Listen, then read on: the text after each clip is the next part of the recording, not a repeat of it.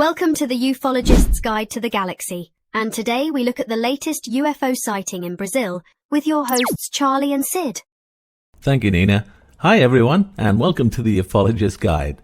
To kick things off today, we're going to look at the latest Brazilian UFO footage taken a week or so ago, and then we'll reveal what it most likely is with film footage evidence. Now, Brazil has a pretty decent track record when it comes to UFOs, especially the Brazilian city of Curitiba.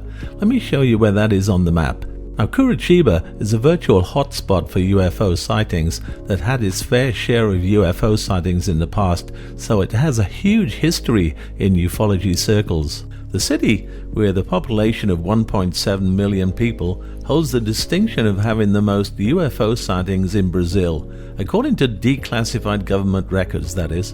Between 1952 and 2022, at least 861 UFO sightings were logged across Brazil, with Curitiba accounting for a whopping 80 of those reports. That's probably why this city of nearly 2 million people has so many military bases. Look at this. That's nuts. So let's have a look at the two videos, shall we? Then later, an even closer look. Many netizens analyzed its flight path, noting that it appears to inflate or flatten during the video. This led some to suggest the object may be a multi-dimensional living being. Yeah, they went shopping first in that Miami mall, then came for a vacation in Brazil. Other theories included a mechanized balloon, a drone, a kite, or an alien spacecraft. The experts from Reddit, no doubt. Several web users were adamant that the object was in fact a huge star-shaped balloon, explaining the landing gear as image distortion due to the filming angle. Others argued, however, that the quality of the video is not good enough to make an accurate assessment. It's pretty damn good, come on. What do you want, a car showroom walkabout? So I asked our UFO bot Sid to do some cross-checking. Sid, what did you find? Interestingly enough, I couldn't find anything that looks like it from previous sightings in Brazil. Of course, the shape does resemble the spaceship in the brilliant Flight of the Navigator. I love that movie. Okay, come on. I know you're dying to tell me what it is. Each July until the middle of August, the traditional winter holiday festival in the historic center of Curitiba takes place. This year in the suburb of Santa Felicidade. The festival features several cultural attractions and lots of gastronomy. That's food, by the way.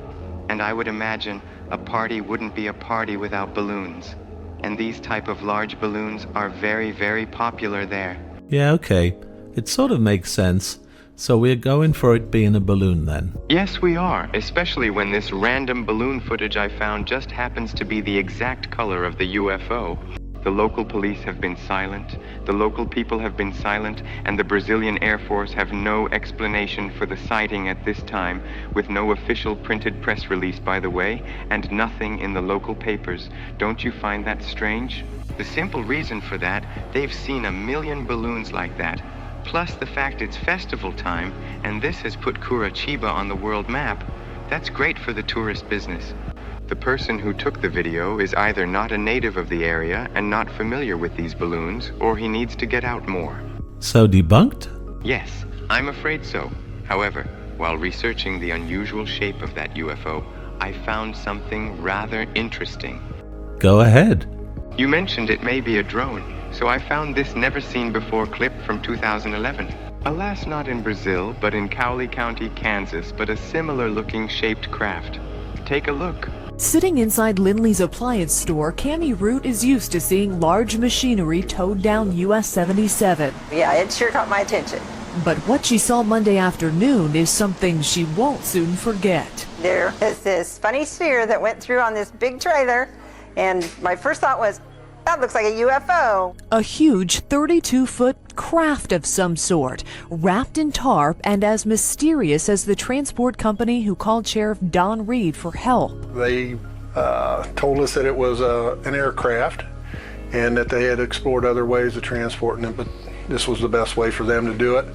And they asked us not to say a whole lot about it.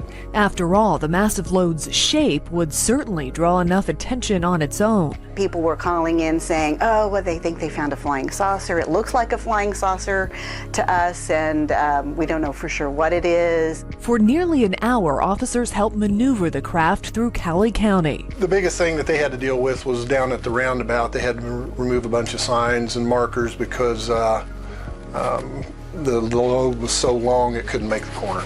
While onlookers struggled to wipe the shock from their faces and the questions from their minds. What was that funny thing that was on that trailer that looked like, you know, something from somewhere else? Good stuff. I haven't seen that clip before. I love that woman's name, Cami Root. Brilliant. Look, I found another picture of the flatbed truck someone took. You know, I have a couple of questions there. The first would be, how does small-town Sheriff Don Reed know it's a Northrop Grumman X-47B UAV? It wasn't really top secret at the time, but it was pretty secretive as it was a robotic combat drone, so yeah. And the transport company told him it's going to the East Coast. That's weird. And secondly, just who are the they he refers to? They told me this, they told me that. He's being got at and been told what to say, I reckon. Okay, we'll keep an eye on this story. We'd love to hear your thoughts on it. In the meantime, there's a really brilliant History Channel link in the descripts below about Brazilian UFO incidents. Some amazing stories, actually. And we have that Kansas story link in the descripts too, with the lovely Cami Root. I'll see you later. All points of view in the show is purely the views of the channel based on our own research. There's enough information on the show today for you to make up your own mind. We do make mistakes, but as we always say, do your own homework on the subject.